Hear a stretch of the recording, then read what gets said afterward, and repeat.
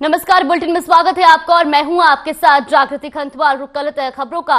MCD चुनाव के रुझान आने शुरू हो गए हैं। दोपहर तक तस्वीरें पूरी तरह साफ हो जाएगी। सभी 250 वार्डों में वोटों की गिनती की जा रही है। आज 1349 उम्मीदवारों की किस्मत का फैसला होगा। अब तक के रुझानों के मुताबिक आम आदमी पार्टी बीजेपी से आगे चल रही है। आम आदमी पार्टी 102 सीटों पर और बीजेपी 105 सीटों पर आगे है, तो वहीं कांग्रेस सिर्फ 6 सीटों पर आगे है, जबकि एक सीट पर अन्य लोग आगे हैं। तो एमसीडी में किसकी इस बार जीत होगी, ये भी दोपहर तक तस्वीरें साफ हो जाएंगी। फिलहाल आम आदमी पार्टी और बीजेपी में कड़ाके की टक्कर देखने को मिल रही है। तो मतगणना जारी है। वहीं दोपहर तक नतीजे भी सामने आ जाएंगे।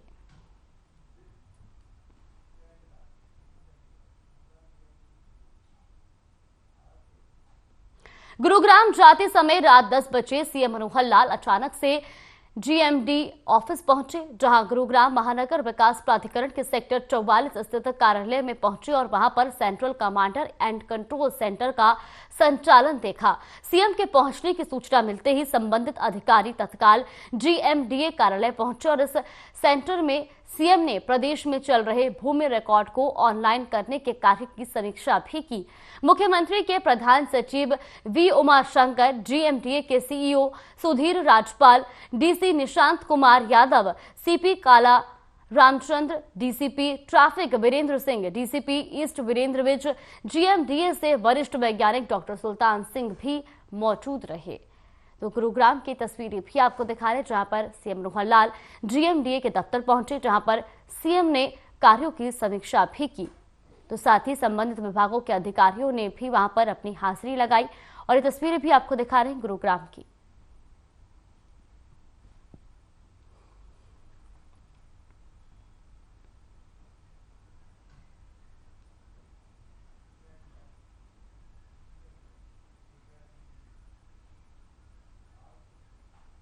जननायक जनता पार्टी के 5वें स्थापना दिवस को सफल बनाने के लिए डिप्टी सीएम दुष्यंत चौटाला ने जेजेपी कार्यकर्ताओं में और पार्टी पदाधिकारियों में जोश भरा। वहीं उन्होंने कहा कि भिवानी में पार्टी का स्थापना दिवस पर जन सैलाब उमड़ेगा। आपको बता दें कि जननायक जनता पार्टी के 5वें स्थापना दिवस के अवसर पर भिवानी में एक विशाल रैली का आयोजन किया जा रहा है, जिसका हरियाणा के डिप्टी सीएम दुष्यंत चौटाला स्वयं प्रत्येक हलके में जाकर पार्टी के स्थापना दिवस पर आयोजित होने वाले कार्यक्रम को सफल बनाने और निमंत्रण देने के लिए लगातार दौरा कर रहे हैं। तो वहीं पार्टी के तमाम पदाधिकारी, नेता, मंत्री भी अपने अपने क्षेत्र में कार्यकर्ताओं और लोगों को रैली के लिए निमंत्रण दे रहे हैं।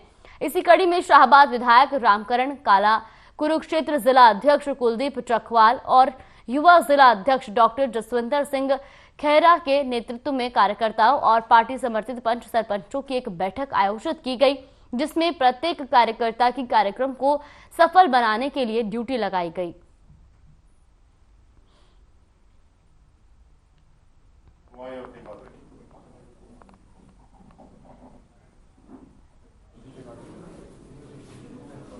जो हमारी जेजेपी पार्टी दोस्त हुई थी, तो मैं इसमें सबसे पहले तो मैं हमारा राष्ट्रीय अध्यक्ष हमारे अजय टल्ला जी, उसको मैं बहुत बहुत बधाई दूंगा और उसके बाद हमारे डिप्टी सीएम साहब को मैं बहुत बहुत बधाई दूंगा और हमारे बीच में कुलदीप चकवाला जी और भी साथी जितने कार्यकर्ता यहाँ पहुँचे हैं, मैं सबको बहुत बहुत धन्यवाद करूँगा। जिन्होंने आज हमारे को विश्वासन जितनी भी गड्डियाँ ले जाएंगे, तो मैं पूरे कार्यकर्ता का यहाँ पहुँचने पर धन्यवाद करूँगा।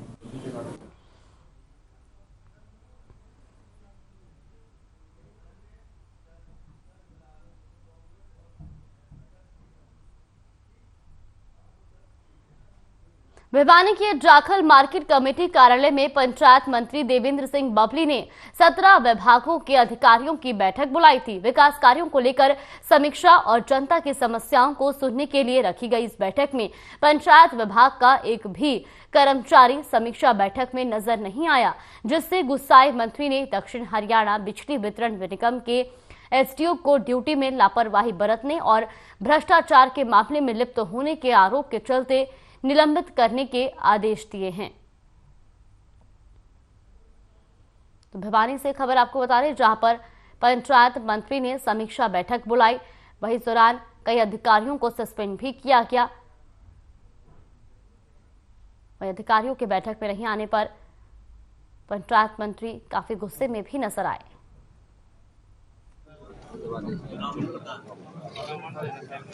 सभी कामों को रिवाइज करने के लिए हमने अधिकारियों के लिए हर डिपार्टमेंट के अधिकारी आज आए हुए थे और दूसरा जो हमारे लोगों की ग्रीवेंसेस थी उसको सुनने के लिए भी आए। अधिकारियों से मीटिंग कर ली है, लगभग सभी 2 डिपार्टमेंट की बाकी वो भी हो जाएगा। फीडबैक ले लिया गया है। काफी काम जो जिनके टेंडर लगे हुए थे किसी कामों का लगभग 70-80% तक कंप्लीट होने वाली है। जिनके पैसा आया हुआ था डिपार्टमेंट के लिए अलग अलग विभागों में, उनके जो टेंडर प्रोसेस में थे अभी आचार संहिता की वजह से जो नहीं लग पाए थे वो अब काम प्रोसेस में है।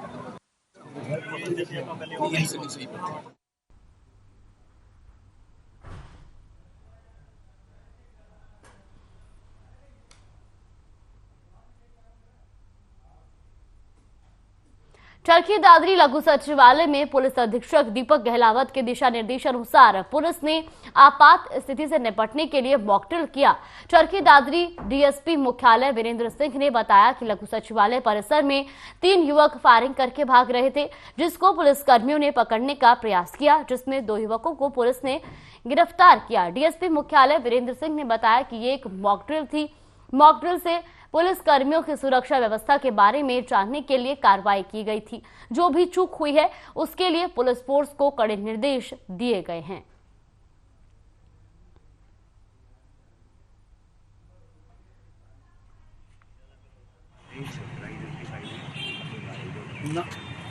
एक मॉकड्रिल की गई जिसके अंतर्गत 3 व्यक्तियों द्वारा कोर्ट परिसर में गोली चलाने की वारदात को अंजाम दिया गया और तुरंत जो पुलिस दल था उसको इस संबंध में सूचित किया गया। तभी 3 लड़कों ने जो है कोर्ट परिसर में गोली चला दी।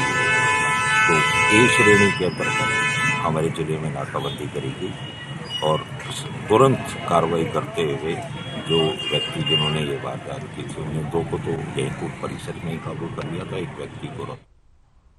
दिल्ली से सटे गुरुग्राम में मंगलवार शाम को ओमनगर एरिया में उस वक्त हड़कंप मच गया जब ज्वेलरी खरीदने के बहाने आए बदमाशों ने एक ज्वेलर पर अंधाधुंध फायरिंग कर दी। इस घटना में 2 गोलियां ज्वेलर्स के पेट में लगी, जिसे घायल अवस्था में वेदांता अस्पताल में भर्ती कराया गया है। वहीं वारदात को अंजाम देने के बाद बदमाश अलग अलग गलियों में फरार हो गए। घटना की सूचना मिलते ही शिवाजी नगर थाना पुलिस सहित क्राइम टीम और आला अधिकारी मौके पर पहुंचे, जिन्होंने आसपास लगे सीसीटीवी कैमरे की फुटेज कब्जे में लेकर जांच शुरू कर दी है।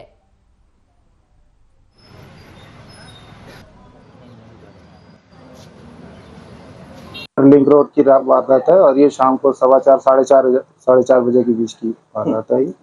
उस वक्त हम लोग अपने कस्टमर के साथ डील कर रहे थे तो उधर भाई साहब ने हमको आवाज लगाई।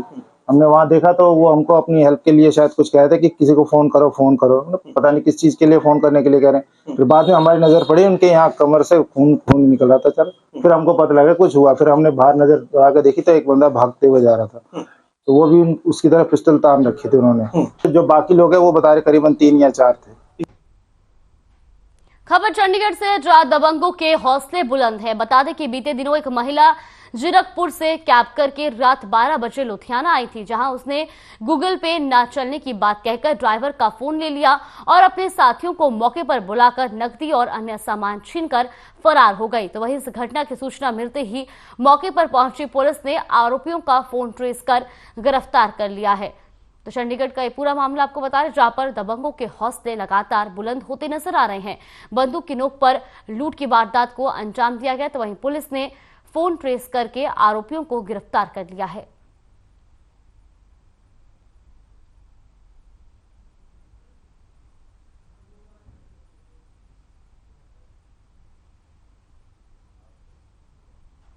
वही खबर सोनीपत से है, जहां गांव दहिसार के पास काजू के छिलके से तेल बनाने वाली फैक्ट्री में अचानक आग लग गई। आग लगने के कारणों का पता नहीं चल सका है। आपको बता दें कि अंदेशा है कि शॉर्ट सर्किट के चलते ये आग लगी है। अंदर तेल होने के कारण कुछ देर में ही आग काफी भड़क गई। आग की सूचना अग्निशमन विभाग की टीम को दी गई। अग्निशमन विभाग की 5 गाड़ियों ने 4 घंटे की कड़ी मशक्कत के बाद आग पर काबू पाया। तो घटनास्थल की तस्वीरें भी आपको दिखा दें, जहां पर फैक्ट्री में भीषण आग लग गई। तो वहीं कड़ी मशक्कत के बाद दमकल विभाग ने आग पर काबू पाया।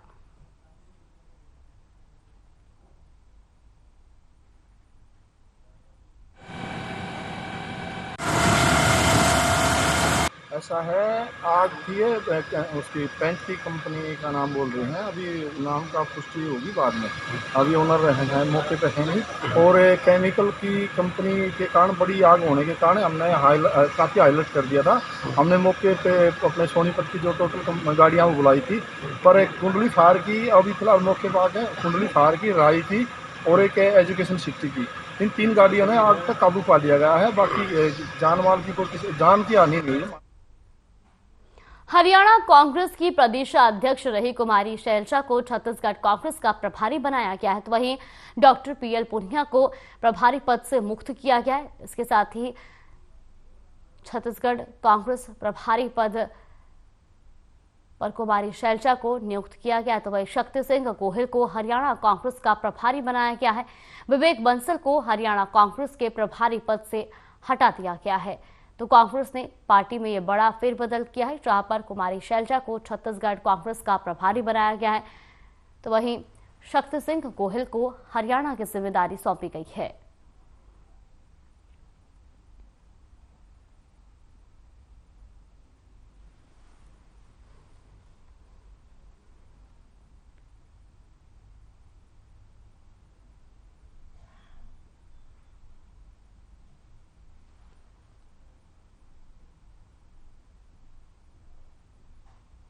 पूर्व मुख्यमंत्री और नेता प्रतिपक्ष भूपेंद्र हुड्डा का बड़ा बयान सामने आया है। हिमाचल कांग्रेस का ऑब्जर्वर बनाने पर हुड्डा ने कहा कि हिमाचल में कांग्रेस की ही सरकार बनेगी। तो वहीं हुड्डा ने राज्यसभा सांसद शक्ति सिंह गोहिल को हरियाणा का प्रभारी नियुक्त किए जाने पर कहा कि वो कांग्रेस में के काफी सीनियर लीडर हैं और उन्हें प्रभारी की जिम्मेदारी सौंपे जाने पर कांग्रेस को फायदा होगा।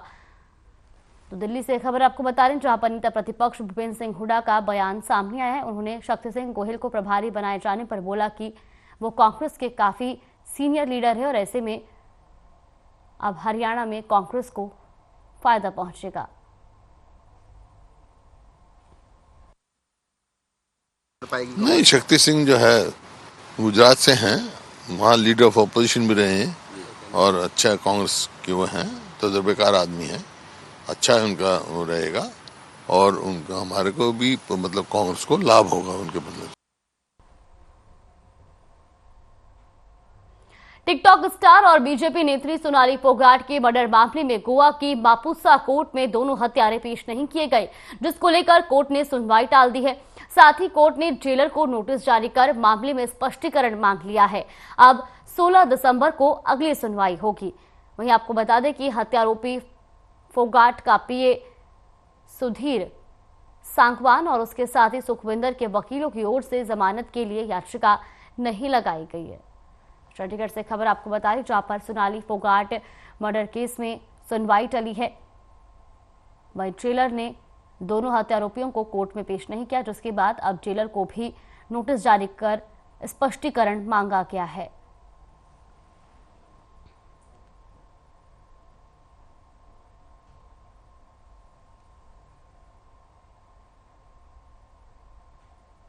गुरुग्राम में न्यू कॉलोनी इलाके में ट्रांसफार्मर में आग लग गई। बताया जा रहा है कि ट्रांसफार्मर में शॉर्ट सर्किट की वजह से भयंकर आग लगी है। वहीं आग की वजह से लोगों में दहशत का माहौल है। जानकारी के मुताबिक न्यू कॉलोनी पुलिस चौकी के सामने आग लगी है। सूचना मिलते ही दमकल विभाग मौके पर पहुंचा और न्यू कॉलोनी की पावर सप्लाई को बंद करवाया, जिसके बाद बिजली विभाग भी मौके पर पहुंचा। तो वहीं आग पर कड़ी मशक्कत के बाद काबू पाया गया।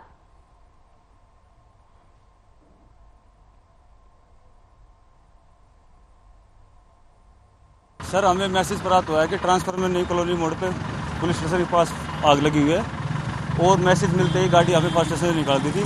मौके पर अगर देखा तो आग ज़्यादा थी और उसको सावधानीपूर्वक लाइनमैन की सहायता से हमें फायर को बुझा दिया गया। तो कितनी देर में आग बुझा दिया गया? सर, ये सारा काम 1 मिनट में हो गया।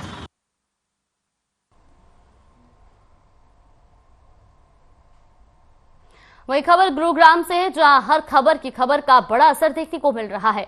साइबर सिटी गुरुग्राम में साइन बोर्ड पर लगे होर्डिंग्स को लेकर ये बड़ी कार्रवाई की गई है। वहीं अब नगर निगम का बड़ा एक्शन भी देखने को मिला है। Haryana prevention of public property defacement act के तहत मामला दर्ज किया गया है। शहर भर में जितने भी अवैध होर्डिंग्स लगे हैं उन्हें हटाया गया है। वहीं होर्डिंग लगाने वालों पर निगम ने 16 FIR दर्ज करवाई है, जिसमें school, real estate sector, advertisement company समेत एक निगम पार्षद भी शामिल है। तो गुरुग्राम से ये खबर आपको बता रहे हैं, जहां पर हर खबर की खबर का असर देखने को मिला है। नगर निगम ने बड़ा एक्शन लिया है, तो साइन बोर्ड से अवैध होर्डिंग्स को हटाया गया है।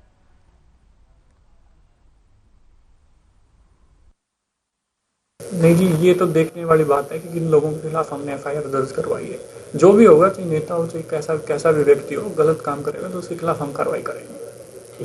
सर, क्या गाइडलाइन है अगर विज्ञापन लगाना है, कहाँ लगा सकते हैं, कहाँ नहीं लगा सकते हैं, क्या इलीगल है, ये सब चीज़ें क्या लोगों की जानकारी के लिए क्या कहेंगे? देखो जी, जो भी पब्लिक प्रॉपर्टी है, पब्लिक प्रॉपर्टी के अंदर ब्रिजेज हैं, रोड्स हैं, इलेक्ट्रिक पोल्स हैं, जो भी पब्लिक प्लेसेज हैं, उस पर एडवर्टीजमेंट लगाने के लिए आपको परमिशन लेनी पड़ेगी। कुछ चीज़ें हैं जो आउटराइटली बैंड हैं, उन पे कभी परमिशन मिल भी नहीं सकती, जैसे इलेक्ट्रिक पोल। गुरुग्राम नगर निगम में भ्रष्टाचार का एक और मामला सामने आया है। सेक्टर 10 में बने RCC रोड के सैंपल फेल हो गए हैं। बता दें कि 2021 फरवरी में सेक्टर 10 कम्युनिटी सेंटर के सामने 330 मीटर लंबी सड़क का निर्माण किया गया था। वहीं शिकायत के बाद निगम विजिलेंस टीम ने सड़क के 9 सैंपल लिए थे। आपको बता दें कि नगर निगम ने श्री राम लैब से सैंपल का टेस्ट कराया और सड़क के सभी 9 सैंपल फेल हो गए। इसके बाद नगर निगम ने कार्रवाई करते हुए ठेकेदारों को ब्लैकलिस्ट कर दिया है। तो गुरुग्राम से ये खबर आपको बता रहे, जहां पर नगर निगम में भ्रष्टाचार का मामला सामने आया है। RCC रोड के सैंपल फेल हुए हैं, वही ठेकेदार को ब्लैकलिस्ट किया गया है।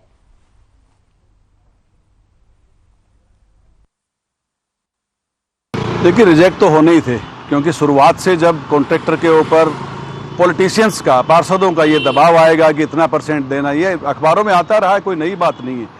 तो उसने जो काम किया है, वो जितना उसके पास पैसा बचता है उसके अंदर 2 पैसा वो भी बचाना चाहेगा। भ्रष्टाचार ऊपर से चलता है। यदि इसके ऊपर ये दबाव नहीं होता पार्षदों का कि भाई ये तुम ये करो और वो करो, तो वो शायद रोड की क्वालिटी अच्छा बना पाते। अब शिकायत ये थी कि इसमें कोई भी, कौन सा रोड है, क्या शिकायत? ये कम्युनिटी सेंटर के सामने से लेकर के और हुड्डा वाटर वर्क्स तक ये पैच है, और इसकी जो सैंपलिंग हुई है विजिलेंस के द्वारा श्री राम लैब से करवाई गई, हमारी मौजूदगी में करवाई है।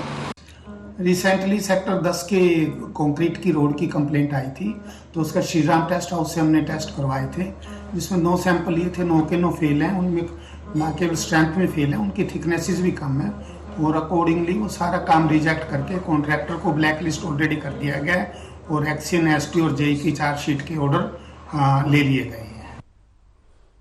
बल्लभगढ़ में देर रात तक डीजे बजाने पर प्रशासन सख्त हो गया है। सिटी थाना SHO सत्यवान ने बताया कि पुलिस उपायुक्त के दिशा निर्देश पर रात 10 बजे के बाद जो भी डीजे और लाउड स्पीकर बजाते हुए पाए जाते हैं, उन पर सख्त से सख्त कार्रवाई की जाएगी। ये फैसला ध्वनि प्रदूषण, छात्रों और बुजुर्गों को होने वाली परेशानी को देखते हुए लिया गया है, जिसको लेकर सभी वाटिका मालिकों और बैंक्वेट हॉल संचालकों को भी निर्देश दिए गए हैं। तो बल्लभगढ़ से खबर आपको बता रहे, जहां पर देर रात डीजे बजाने पर अब प्रतिबंध लगा दिया गया। वहीं 10 बजे के बाद अब किसी भी बैंक्वेट हॉल में डीजे नहीं बजाया जाएगा और नियमों की अवहेलना करने पर सख्त कार्रवाई की जाएगी।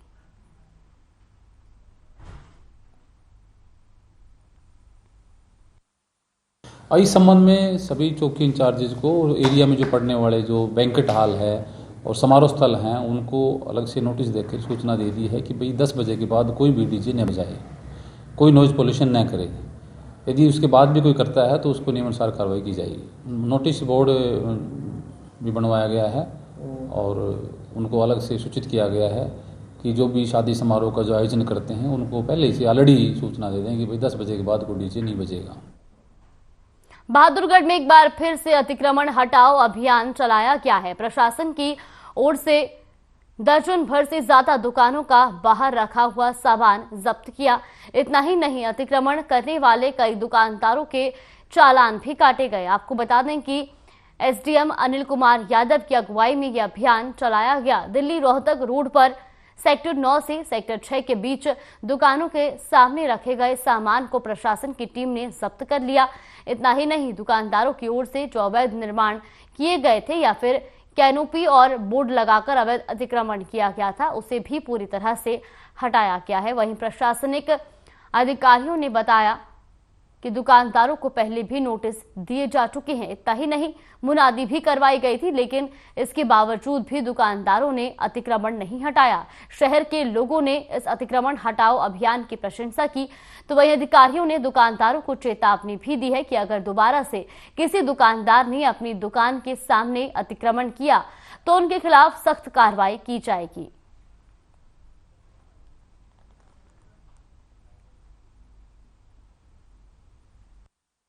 पीडब्ल्यूडी में मैं सॉफ्टवेयर इंजीनियर हूँ। ये पीडब्ल्यूडी की रोड है, सिटी पोर्शन है। इसके लिए एसडीएम साहब के आदेशानुसार इसको क्लीन करने के लिए जो कब्जे लगा रखे हैं अब लोगों ने, टेम्परेरी या परमानेंट स्ट्रक्चर बना रखे हैं, उनको तोड़ने के आदेश हैं। कल मुनादी करा दी गई थी कि भी अपना कोई सामान दुकानदार जो है, सारे दुकानदार भाई अपना सामान अपनी दुकान के अंदर रखें, बाहर ना रखें, और अगर कल बाहर पाया गया तो उसको उठवा लिया जाएगा। तो ये एक संयुक्त टीम है।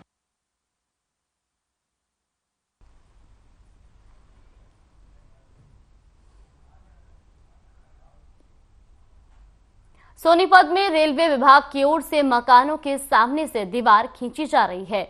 ईदगाह में 25 से ज्यादा घरों के गेट सामने से ये दीवार खींची जा रही है, जिससे लोग अपने घरों में कैद होने को मजबूर हैं।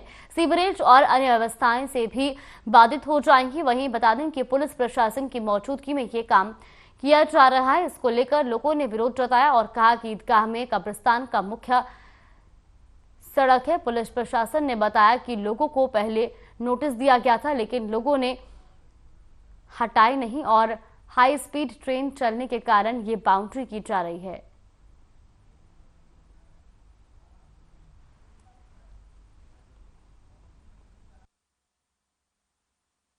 भाई हमारे सामने जो है ना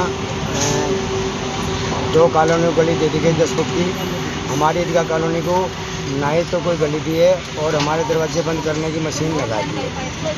हमारे अफसर लोग कहते हैं भाई ऊपर से लिखवा कर लाओ, हमें ऑर्डर करा हम बंद कर देंगे।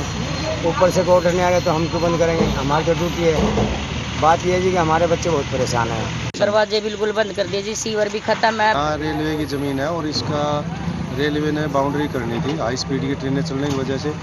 तो यहाँ ईदगाह कॉलोनी में जो ये लोगों ने है ना, इस तरफ ज़मीन तक रेलवे की ज़मीन की तरफ दरवाजे लगाए हुए थे, तो इनको 1 सप्ताह पहले नोटिस दिया गया था, जो इन्होंने नोटिस के अनुसार कार्रवाई नहीं करी और अभी इसके 4 दीवारी का काम शुरू है। बुलेटिन में फिलहाल के लिए बस इतना ही। आप बने रहिए हमारे साथ। नमस्कार।